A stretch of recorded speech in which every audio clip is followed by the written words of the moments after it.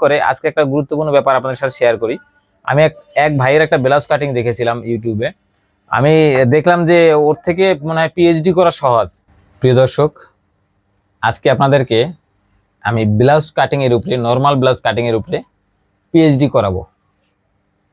কথাটা শুনতে হাসির মনে হলেও আজকে এমন একটা সহজ একটা পদ্ধতি আপনাদেরকে দেখাবো ব্লাউজ কাটিংয়ে।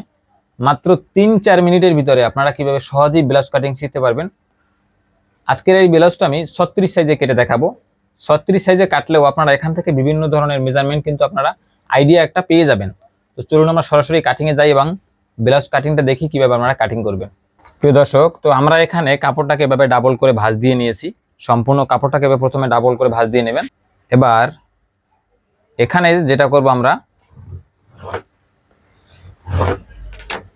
এখানে 1.5 ইঞ্চি পরিমাণে কাপড় রাখবো বর্ডারের জন্য। তারপর এটাকে লম্বার মাপ ধরে নেব। তো আজকে যে 36 সাইজে যে ব্লাউজটা কাটিং করব, এটার আমার লম্বার মাপ হবে 14.5 ইঞ্চি। 14 বরাবর দাগ দিলাম।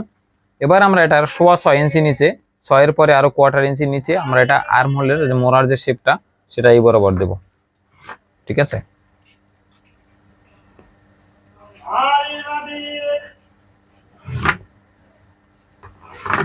আচ্ছা, এবার আমরা এটা পুটের মাপ দেবো এখানে 11 ইঞ্চি এবং সেলাই রক রাখবো তারপর আধা ইঞ্চি। 11 বলতে এখানে আমি 5.5 ধরেছি আর কি। এবার এখানে 36, তো আমি এখানে ধরবো 9। কোমরে হবে 29, তো আমি এখানে ধরবো 4 7 28 এবং আরো 1/4 ইঞ্চি 29 এবং সেলাই রক থাকবে 1 ইঞ্চি। এখানে 3.5 ইঞ্চি দূরত্বে আমি এটা শেপ টিকিনে মার্কাটা দেবো এবং টিকিনটাকে আমি 4.5 ইঞ্চি উপরের দিকে উঠিয়ে এখানে শেষ করে দেব। এবার আমি বডি থেকে কোমরের শেপের সাথে মিলিয়ে দিলাম। এবার আমি এখান থেকে এই দাগের থেকে এখানে সোজা করে দাগ দিলাম, মানে এখানেও যা আছে এখানেও যেমন তাই থাকে। একটু মেপে নেবেন, আমি এটা আইডিয়া করে দিলাম, একটু মেপে নেবেন আপনারা। ঠিক আছে। তো এবার আমি এখান থেকে কি করব, এই যে 1 ইঞ্চি উপরের দিকে রেখে এই দুই দাগের মাঝামাঝি থেকে এখান থেকে রাউন্ড করে আর্ম হোলটা কেটে নেব। ঠিক আছে। গলা ছড়ানো দেবো আমি এটা 3.5, এখানেও দেবো 3.5। 3-এর থেকে আর কি 1/4 ইঞ্চি কম, 1 ইঞ্চি 4 ভাগের 1 ভাগ কম, সেটাকে আমরা বলি 3.5। অনেকে 3.5 এবং 3.25 ভিতরে তফাৎ মানে গুলিয়ে ফেলেন। এটার গলা হবে পিছনে 7.5, একদম এই দাগ বরাবর। তো আমি এখান থেকে হাত দিয়ে হালকা করে একটু রাউন্ড করে এভাবে গোল গলা কেটে নেব। ঠিক আছে। এই আমাদের সম্পূর্ণ কিন্তু মার্কা করা শেষ, এখন আমরা কেটে নিচ্ছি। আজকের ব্লাউজটা কিন্তু আমরা আলগা পট্টিক সিস্টেম কাটিং করতেছি না, একদম এখানে যে কাপড়টা যে বর্ডারটা হবে সেটা কিন্তু এখানে রেখে দিয়েছি। আপনাদের এখানে কোনো আলগা পট্টি ধরতে হবে না। তাহলে এখানে কাপড় বলা, যাদের ব্লাউজ কাটিং করার পরে তৈরি করার পর দেখেন যে কাপ থেকে পড়ে যায়, তারা আজকের এই ভিডিওটি খেয়াল করবেন কতটুক পুটে কাটেছি এবং কতটুক আর্ম হোলের শেপটা দিয়েছি। এই যে এখন দেখেন মোড়াটা কত হয়েছে, ঘুরিয়ে হয়েছে 7.5-এর পরে আরো প্রায় 1/4 ইঞ্চি, মানে 8.5। ঠিক আছে। 8-এর থেকে 1/4 ইঞ্চি কম, 8.5। আচ্ছা, গেল এটা। এবার এখন সামনা পাটটা কাটবো কিভাবে, আমরা এই সম্পূর্ণ কাপড়টাকে এভাবে ঘুরিয়ে নিলাম। এখানে কিন্তু কাপড় অনেক আছে, এই 36 সাইজের ব্লাউজটা কিন্তু কাটার জন্য আপনি 1 গজ কাপড় নিলেই যথেষ্ট। ঠিক আছে। আমার এখানে কাপড় অনেক আছে। তো এবার এখানে দেখেন, এখানে শুধুমাত্র আমরা সেলাই রকটা রাখবো, আধা ইঞ্চি পরিমাণ কাপড় রাখবো। এটা হলো হুক পট্টি এবং আই পট্টি হবে। তারপর আমরা এখানে একটা মার্জিন দিয়ে নেব। ঠিক আছে। যে কতটুকু হুক পট্টি আই পট্টির জন্য এখানে সেলাই করবে কারিগর, সেটা যাতে বুঝতে পারে, এই যে এতটুক। এবার আমরা কি করব, গলার মাপটা ধরে নেব এখানে একসাথে একবারে। অনেকেই আমি দেখেছি যে ব্লাউজ কাটিং করার সময় কি করে, আজকে একটা গুরুত্বপূর্ণ ব্যাপার আপনাদের সাথে শেয়ার করি। আমি এক ভাইয়ের একটা ব্লাউজ কাটিং দেখেছিলাম ইউটিউবে।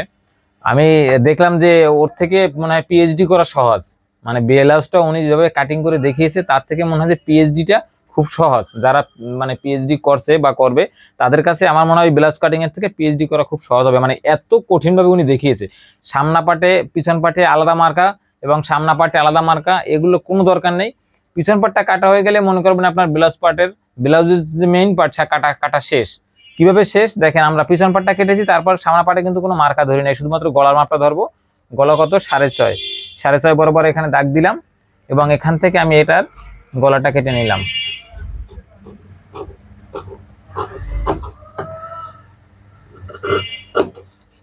এখানে নিচে 1 ইঞ্চি পরিমাণে, এই যে আমার যেখানে শেষ হয়েছে সেখান থেকে 1 ইঞ্চি পরিমাণে কাপড় বেশি রাখবো। এই কাপড়টা কিসের জন্য? এই কাপড়টা হলো এখানে যে বুকে যে টিকিন হবে সেই টিকিনের সেলাই হক, ঠিক আছে। এই পাশেও যে কাপড়টা থাকবে এটাও টিকিনের সেলাই হক। এখান থেকে লাগবো 1/2 ইঞ্চি এবং এখান থেকে 3 ইঞ্চি উপরে উঠিয়ে তারপর এখান থেকে টিকিনের জন্য একটা এখানে একটা প্যাটার্নের মতো করে দেবো, এই যে এরকম। ওটা হলো ওখান থেকে টিকিনটা আসবে, ঠিক আছে। এরপর আমরা সমান সমান একদম পিছনের যেভাবে কেটেছি এইভাবে কেটে নেব। বাস, আমাদের কিন্তু সামনা পাটও কাটা শেষ। এবার আমরা সামনা পাটে যে টিকিনের মার্কাটা সেগুলো দিতে হবে। দেখেন গলাটা কত হয়েছে, গলা 4.5 একটু কম আছে, আমরা এখান থেকে আরেকটু যদি ফেলে দেই।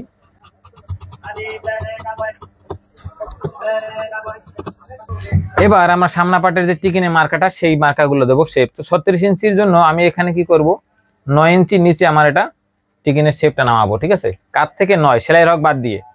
এবার আমি এখানে সোজা দাগ দিলাম। এবার আমি এখানে 3.5 ইঞ্চি দূরত্বে বুকের যে মেইন যে টিকিনটা সেটা দেবো, 3.5 ইঞ্চি দূরত্বে দিলাম। এবার এই যে যেখানে আমি টিকিনের জন্য চিহ্ন দিয়েছি সেখান থেকে দাগ দিয়ে এটাও মিলিয়ে দেব এবং এই মোড়া থেকে এখান থেকে একটা টিকিন আসবে, এই যে।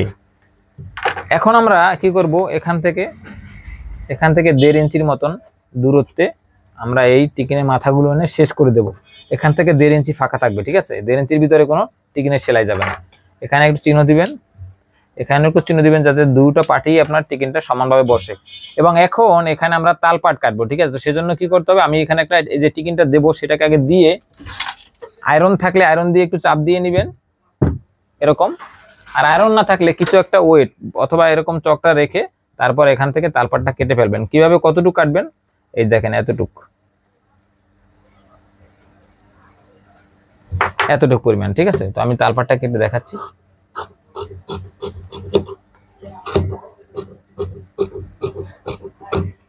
এই যে আমাদের তালপাট কাটা শেষ এবং সামনা পাটও কিন্তু কাটা শেষ। দেখেন খুব সহজেই কিন্তু আমরা ব্লাউজ কাটিং শিখতে পারি। এবার আমাদের সামনা পিছন শেষ, এখন আমরা হাতাটা কাটবো। তো হাতা কাটার জন্য আমরা কি করবো, এখানে কাপড়টাকে এভাবে 4 ভাঁজ দেবো, ঠিক আছে। 4 ভাঁজ দিয়ে আমরা 1 ইঞ্চি এখানে সেলাই হক রাখবো। তারপরে আমরা এটা হাতার লম্বা কত,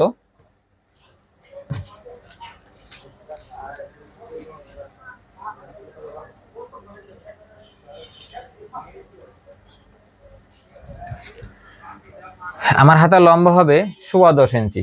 তো 10.25 দাগ দিলাম, এখানে কাটিং করব। এখান থেকে 3.5 ইঞ্চি নিচে আমি এটা আর্ম হোলের শেপটা দেবো, ঠিক আছে। তো আমি 3.5 ইঞ্চি নিচে দাগ দিলাম, এখানেও একটা দাগ দিলাম। এবার এটার মোড়ার মাপ কত দেবো, আমি এখানে দেব 10। এটা মুহুরি মাপ হলো 10 এবং এই বরাবর এটার মোড়ার মাপ হবে 7.25, ঠিক আছে। 7-এর থেকে আরো 1/4 ইঞ্চি কম।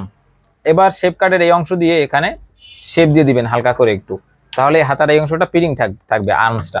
এবার আমরা এখানে 1.5 ইঞ্চি পরিমাণ কাপড় সেলাইয়ের হক রেখে এদিকে রেখে মোড়াটা কিভাবে শেপটা দিবেন সেটা একটু দেখাচ্ছি, ঠিক এই স্টাইলে, এই, ঠিক আছে। এখন আমরা দাগে দাগে কেটে নিব।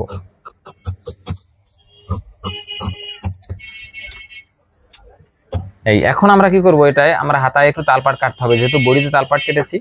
আরে বাবারে, আমি যখন ভিডিও করতে নিই তখনই বাইরে গাড়ির উৎপাত বেড়ে যায়। আচ্ছা, এবার আমরা তালপাট কাটবো কতটুকু পরিমাণ, ঠিক এতটুকু পরিমাণ। এই ছিল আমাদের 36 সাইজের নরমাল কাটিং ব্লাউজ। গত পর্বে আপনাদেরকে ব্রা কাটিং ব্লাউজ কাটিং শিখিয়েছি, দেখিয়েছি।